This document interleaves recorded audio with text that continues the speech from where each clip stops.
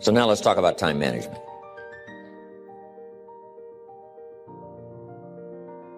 Time, key phrase. We all have a limited supply. My father had 93 years, but it seemed short. In his seemingly long life of 93 years, it was short because it just seems like if we only had more time. Old Testament gives us a view of some people who live to be 500, 600, 700, 800, 900 years old. If I have a chance to ask, I will ask, how come we got shortchanged?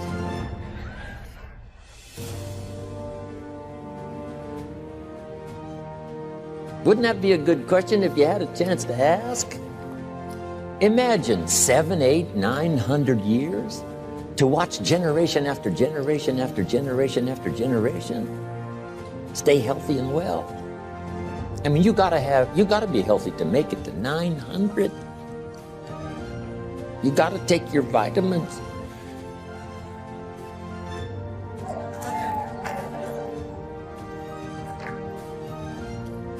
I'm pushing the Bible, I'm pushing vitamins. I mean, I'm doing good today.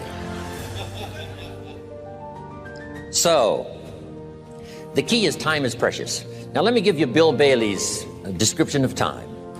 Life is not just the passing of time. Life is not just the passing of time. Life is a collection of experiences, their frequency,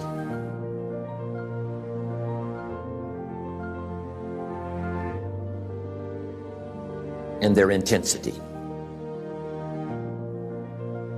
Life is not just watching the clock tick away. Life is a collection of experiences, their intensity, their frequency. When my friend Mark died at age 44, someone says, that's young to die. But what if he lived 4 lifetimes in one? It might not be too young. So here's whatever the span of your life turns out to be, here's what you want to fill it up with: experiences and the intensity of those experiences.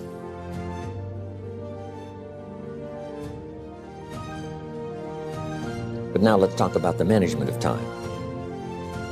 Here's one of the best ones. We covered earlier, when should you start building this hotel? Answer: as soon as you have it finished. Now jot this one down on time management. When should you start the day? As soon as you have it finished. Plan the day the best you can, leaving plenty of room for improvising and surprises and all the stuff that happens during the course of the day. But if you've planned a good, productive day, now you start that day, you can't believe how much more valuable your time will be. Don't start the day until you have it finished. Now here's the next one. Don't start the week until you've had it finished. Now to lay out a week is a pretty good challenge. Next, don't start the month until you have it finished. The places to go and the people to see, and the productivity and the sales and the customers and the development and all the rest of what you want to accomplish during the course of 30 days. Don't start the month till it's finished. And then here's the big one.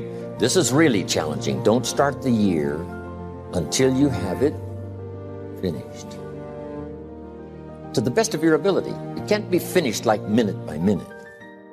But in terms of the sweep of what you want to accomplish in the year 2002, make sure that that's set and ready to go by the time January 1st rolls around.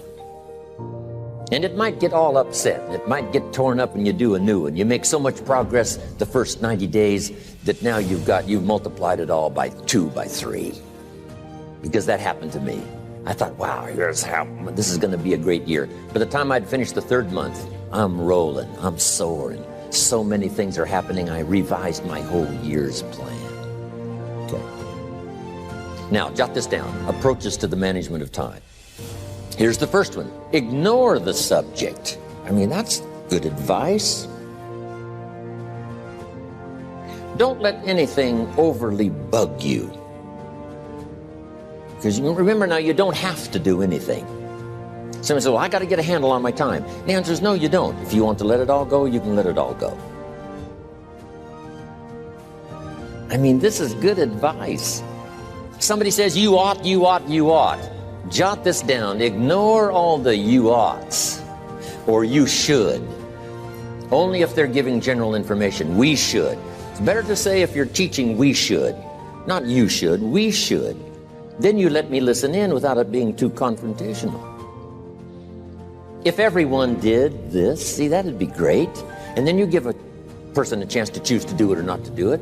But when you start the you ought, now see if I don't, now see we got some tension and maybe some problems. So you oughts seem to always create problems.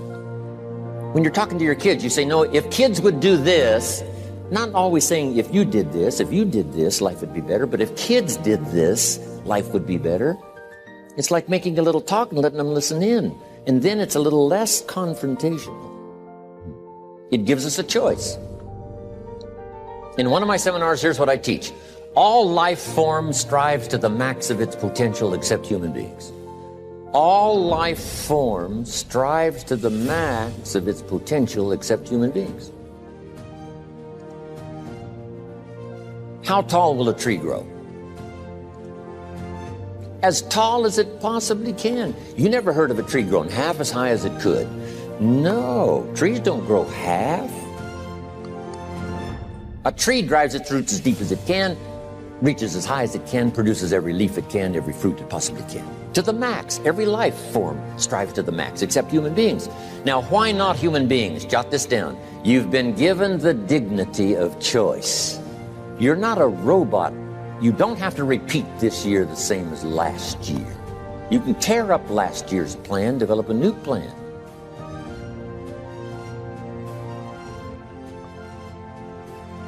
So, the dignity of being a human being. Now, here's the choice on being a human being. To be part of all we were meant to be, or to be all. To strive for all, or half, or part, or some. The choice is up to you. To develop one skill or 10 skills. Someone says, well, I'd be happy with just one more language. Well, some say, hey, I'm going to learn 6 or 7. And this is all a matter of choice. And when someone says, no, you ought to learn 4, you've got to resist all that. Because this is personal dignity. And you don't want to destroy someone's dignity by doing all the oughts, and then they feel reluctant to do it. Now we've got problems.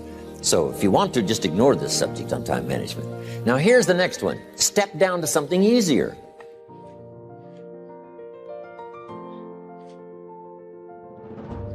The guy's in sales and he says, oh, I want to own the company. Finally owns the company. Now he's got no time to play golf. He said, when I was in sales, I was making big money playing golf 3 days a week. Heck with this owning something. Heck with managing. My life was never my own after I started to manage. I'm going back to sales. See, this is the key. If you're getting too pressed, you might consider stepping down to something with a little easier time pressure. Little girl says to her mother, Daddy comes home, brings his briefcase and pats me on the head and says hello, disappears and works on his papers. How come my daddy doesn't play with me? And her mother said, look, your daddy loves you very much, but he's so busy at work, he can't get it all done, he has to bring it home. He loves you, but that's why he can't play with you. And the little girl said, why don't they just put him in a slower group? So, jot this down now. If you don't have time for your kids, you might consider joining a slower group. Remember when I said some things I went for cost me too much? So reconsider. Next key to time management, and that's work longer and harder. But see, there's a limit to that. I almost lost my health the first year. I went so crazy about personal development and achievement. I just went bonkers. You know, I told you I was skinny, but at the end of that first year, I was a walking shadow. And then it suddenly occurred to me, what if I got rich and too ill to spend it? I mean, that was a shocker. So I started, developing a little more reasonable. Because I said, if 12 hours won't do it, I'll work 14. If that won't do it, I'll work 18. I mean, how many hours it takes. And sure enough, it cost me too much. So see, working longer and harder for some might be appropriate. If you're just sitting around not doing that much, this might be good, work longer and harder. But you can only work so hard. Here's the key, not to work harder, but smarter. When you've worked as hard as you can, doing the best you can in terms of physical output in the time, reasonable time.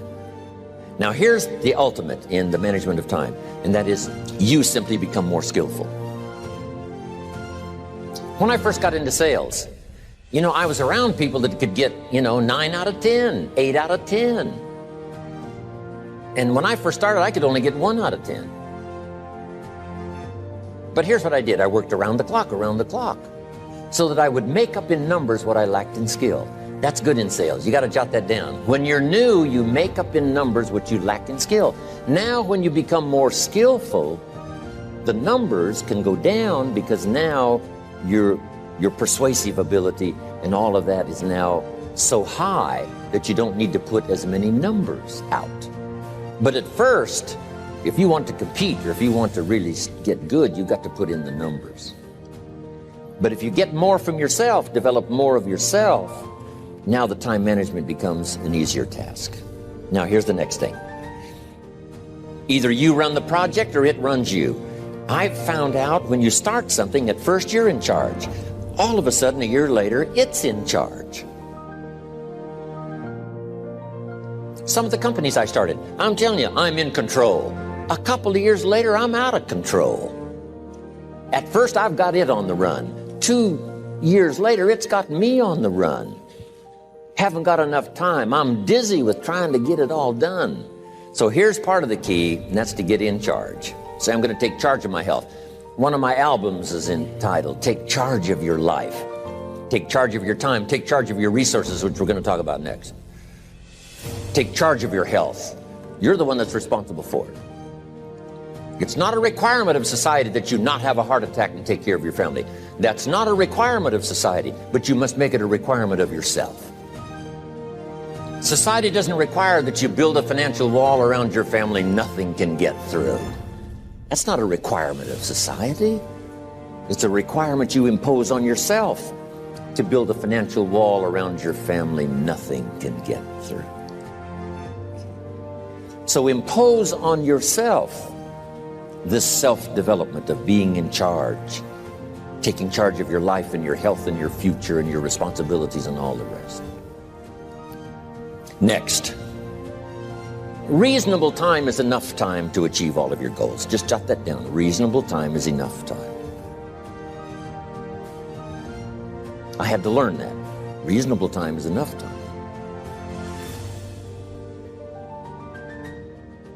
Here's why. It's not the hours you put in, it's what you put in the hours. If you start depositing greater ideas into the hours you've got later than now, I'm telling you, later you can't believe the productivity that will flow. The ideas you can't think of now, a year from now, they'll start to flow. And when you deposit those ideas in the hours you've got, productivity multiplies by 2, 3, 5, 10. Next, time management essential. We've already covered the first one, a written set of goals. And then do priorities on your goals. What's important this week? What's important this month? Here's the next one. Often review. Just go over your goals to make sure that your list is working for you. It's got you inspired. It's got you turned on.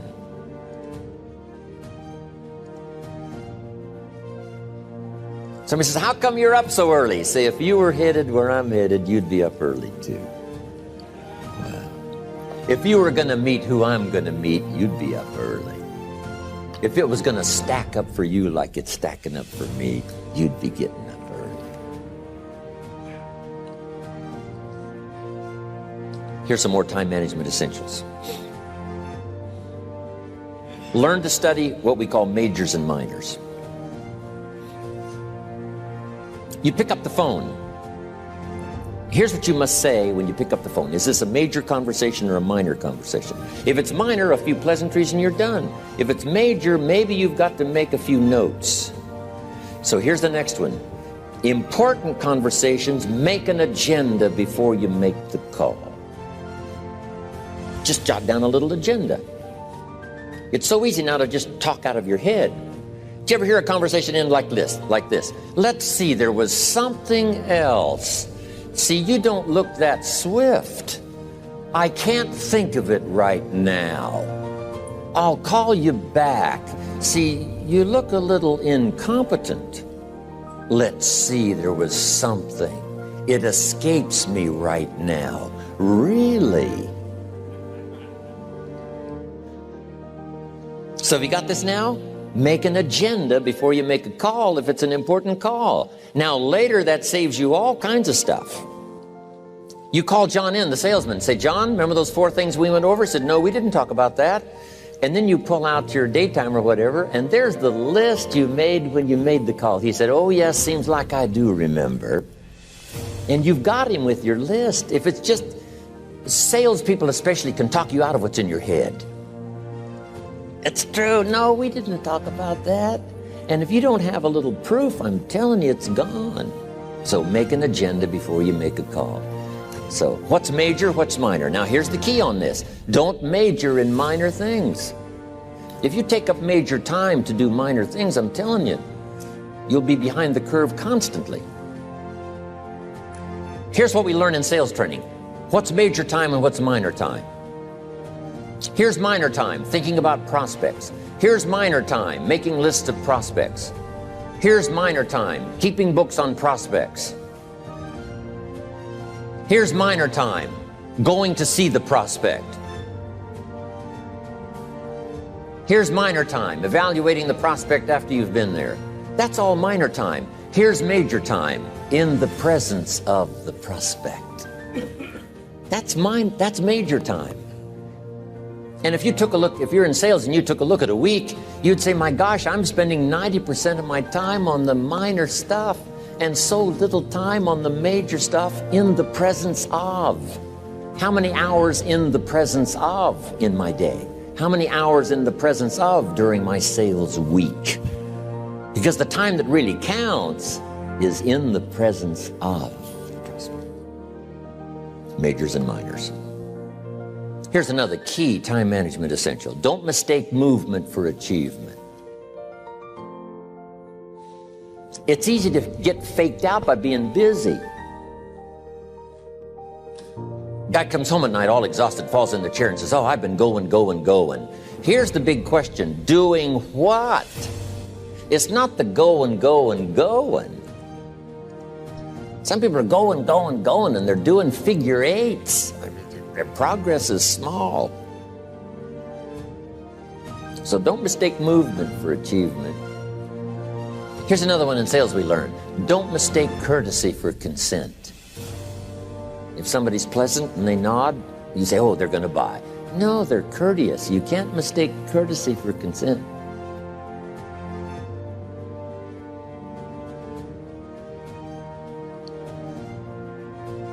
Now here's a big one, concentration. I had to learn this. All those years ago, I'm in the shower trying to compose a letter. Found it turns out to be a strange letter. So here's what I learned to do. Save the work till you get to the office. Save the work till you get to the work. Don't try to get to the office on the way to work. On the way to work, enjoy the way. In the shower, enjoy the shower. Then go to work when you get to work. I found this to be helpful. Concentration. Here's another big one. Learn to say no. I'm telling you, in such a social society we have now, it's so easy to try to be a nice person, saying yes to everything. Find yourself overloaded. Now you got to call and make the, well, gosh, you know, all the time it takes to back out of something that you said yes to too quickly. Here's what might be better. I don't think so, but if that changes, I'll call you. Little things you can use not to overcommit yourself. My friend Ron Reynolds says, don't let your mouth overload your back. It's a good one. Now here's a big one on time management. When you work, when you play, don't mix the two. Don't work at play. I used to take my family to the beach and I would bring my briefcase.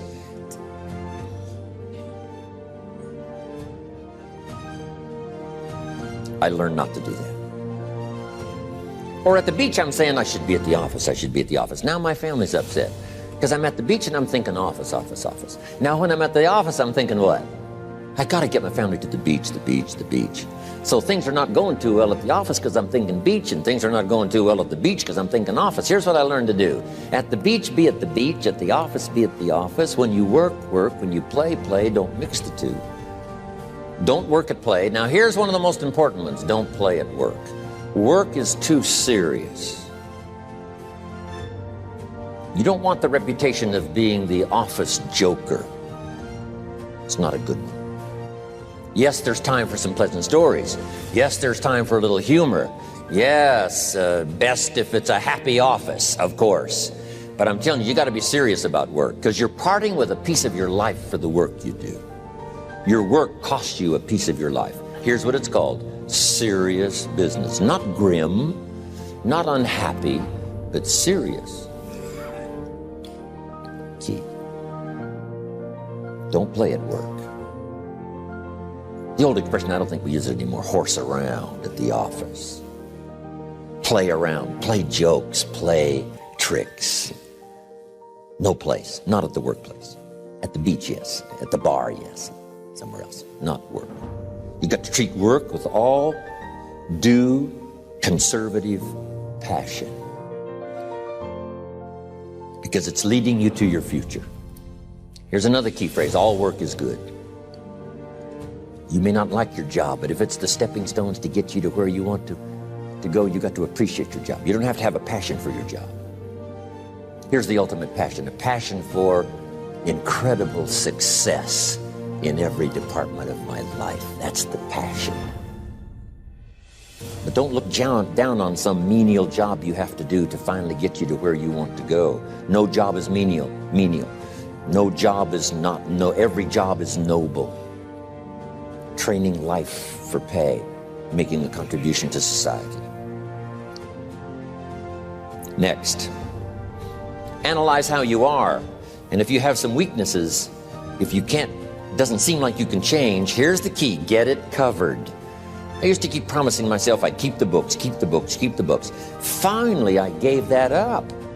And back then, it only took me an extra $50-60 a month for some accountant to keep the books. I said, no, I'm going to save the $50.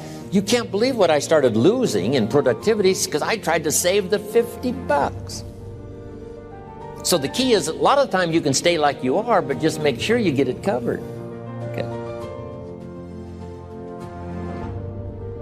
Next, beware of the telephone and all other systems of communication, especially the telephone at home and systems of communication at home. And here's one of the best lines I've got for you for the weekend: let all communication systems serve you, but don't let them intrude. When it comes time to have dinner with your family, you shut off all systems, unless the ones that can take messages silently. Don't let the phone ring. Don't let anybody intrude, come through the front door nor the back door, nor through the telephone or any other device. So you can't reach John and his family when he's having dinner. The President of the United States couldn't get through. If you develop that kind of a reputation, father, mother, when we have dinner, when we're visiting and have this time with our family, nothing intrudes. So don't let these clever little devices keep intruding. You've got to have a place that's sacrosanct, it's valuable. You don't let anything in for that period of time. Okay. Isn't that good advice? Excellent advice. Here's the next one. Read all the books. You know, I've only got a few notes here on time management, but if you've got some particular challenges, you run a big organization, a big corporation, you've got some challenges, there's plenty of books. Now, here's what's next. Just be more alert to the things that might be stealing your time. Here's why. Time is like capital. You can't let someone steal your seed corn. You can't let someone steal your capital. And you can't let someone steal your time. You must designate your time. And some of the time that you designate, you must not let anyone steal. Casual time, you might let someone intrude and steal a little bit and take a little bit, but not serious time. Key. Next, One of the great time management savers is to learn to ask questions up front. Sometimes you talk to somebody for an hour, and then you ask questions and find out if you would have asked those questions up front, you could have saved yourself an hour. Asking questions up front helps you to get to the problem now. But if you just launch into some discourse, you might waste 30 minutes, waste an hour, when here's what you should have been talking about. After you finished an hour, you say, John, what's really the problem? He said, well, it's something personal. See, that's what you should have been talking about this whole hour. Key. Next, learn to think on paper. Now we're going to take a break. Some ways to think on paper. One, we've covered one. Solving problems. Take it out of your head and put it on paper. Another one is setting goals. Making these lists we've already started. Here's another good way to think on paper. It's a projects book. Each person you're working with and each project you're working on, get a loose leaf binder and a tab and some pieces of paper behind the tab, and do a little continual summary of how it's going between you and that person and between you and that project. I call it a projects book. It is so useful to me. But what's going on between you and this person? When you last got together, what did you talk about? And you got a few notes there. Here's what we talked about the last time we got together. Now when you get together again, you can review that so you'll know better what to talk about. When the president gets ready to travel and he's going to meet some important people, guess what they bring him? All these briefing books. Right? The last time you were with Khrushchev, Kennedy is informed. Here's what he said and here's what you said. Kennedy said, oh, that's valuable. I need to remember that. If a person is important, it's worth a little running account. You might even have a projects book for your children. Here's what's happening between me and my child. We've talked about this, and we've talked about this, and we've talked about this. Next, a day timer. Keeping track of all of your appointments. You know, mine is all filled with, when to catch an airplane and when to do a seminar and when to sit down and have a conference, all the rest. Next is a game plan. If you've got a house and the, insurance is going to come due and some other things are going to come due, you just put it on a spreadsheet and make sure it's taken care of. Key phrase, take things out of your head and put them on paper. And the key is to just experiment with different ways that helps you to do that. Now here's the last one, thinking on paper, and that's to keep a journal. One of the things I'm known for around the world, have been now for 39, 40 years, is keeping a journal.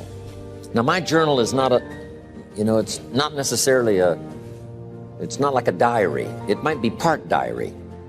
I'm flying over Ireland and I write down a few little things that impress me.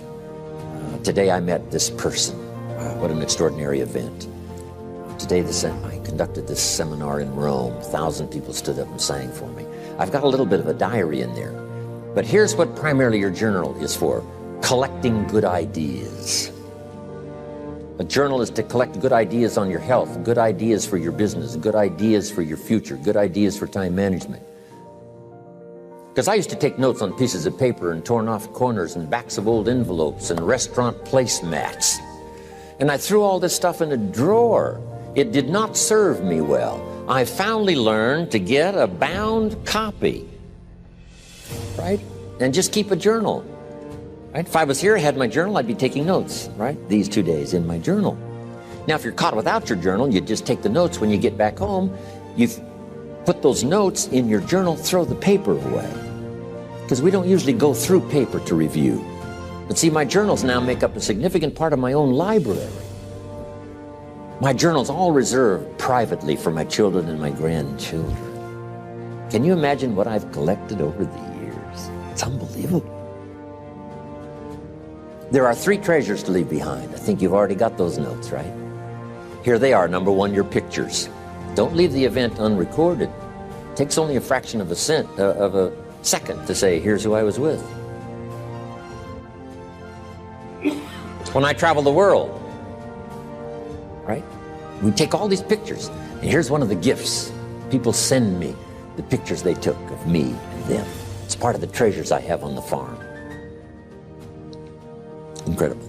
A picture's worth 1,000 words to describe the scene, the emotion, what happened. Say, wow, this was an extraordinary day for me when I met these people. Here's what they told me happened to them when they went to my seminar 10 years ago. Wow, the drama comes back if you've taken the pictures. It's one of the treasures to leave behind when you go. Remember the old photographs that we have now of, 100 years ago, 70, 80 years ago, just a few photographs? What would it be like if you had thousands of photographs of the past, of your history, your mother, your father, right? Grandparents? So change all of that now for your children. Leave all your photographs as a record. Here's what's next to leave behind, and that's your library. The books that changed your life, the books that changed your health, the books that rescued you from oblivion, the books that you passed on to other people, they were so exciting for you, the books that made you financially independent, the books that developed your leadership, the books that gave you wisdom to ponder when things were tough, the books that got you through the winter, the books that helped you to plant in the spring and harvest in the fall. What a treasure to leave behind. If you do that, here's what's for sure. Your books will be more valuable than your furniture. Wow. Now, the third treasure to leave behind is your journals. The notes you took that helped you to live life as you lived it. Long after you're gone, a treasure that children, grandchildren, great-grandchildren will find so fascinating. They may use it to help guide their own life into their own future.